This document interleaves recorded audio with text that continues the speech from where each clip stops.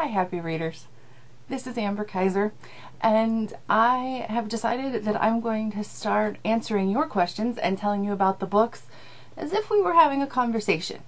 So if you have questions, please email me at amber@amberkizer.com, and I will stick your questions on the list of things to talk about. But the number one thing fans seem to want to know is, where do you get your ideas?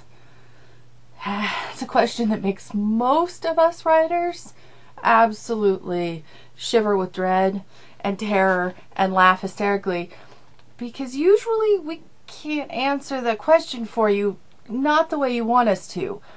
It's very unsatisfactory to hear everywhere. But the truth is, ideas do come from everywhere. And you might be seeing here, this is Sugar. I'll see if I can't get her to turn around. Working from home. I have helpers. Let's see if I can get her face on camera here. Yes, there we go. This is Sugar.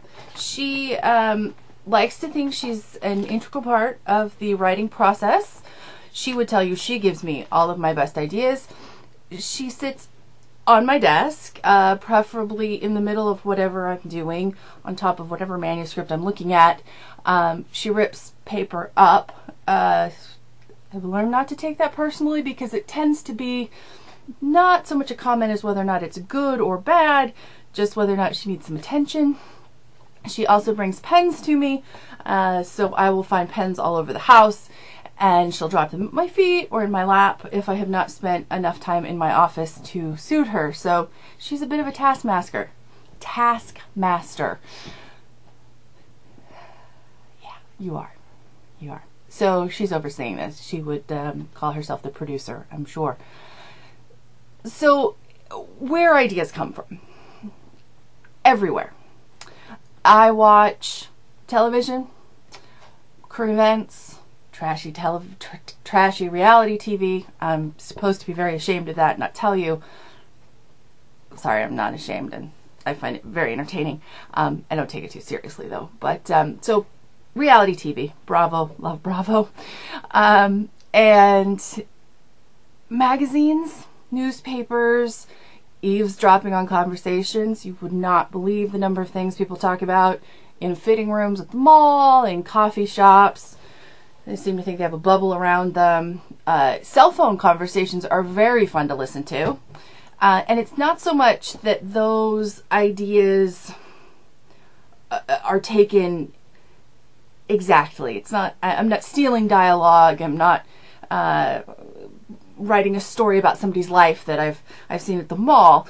It's just those human interactions and those stories, or this place that I saw here and a scenario I saw here goes together with a twist there.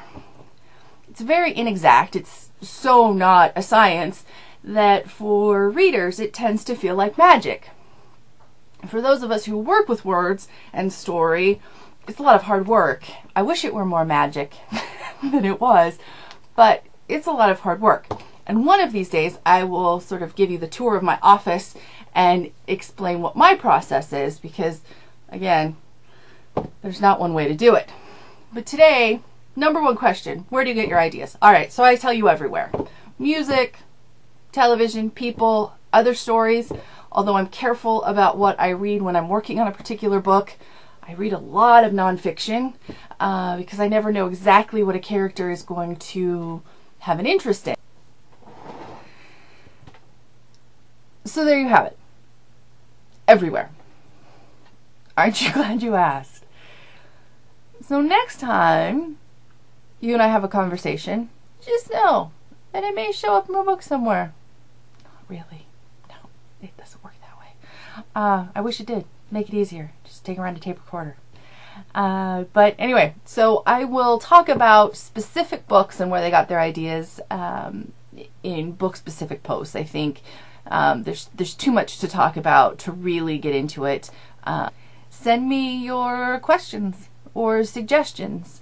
I realize I'm probably bouncing around a lot. I write on a ball instead of sitting on a chair, and that keeps my legs a little happier. And I'll talk about my legs too, and what living with chronic pain is like, this particular chronic pain and why I started writing. They're both very much entwined. So lots more to talk about, and as you have questions, shoot me an email, amber@amberkizer.com, and I'll see you online. Thanks. Bye.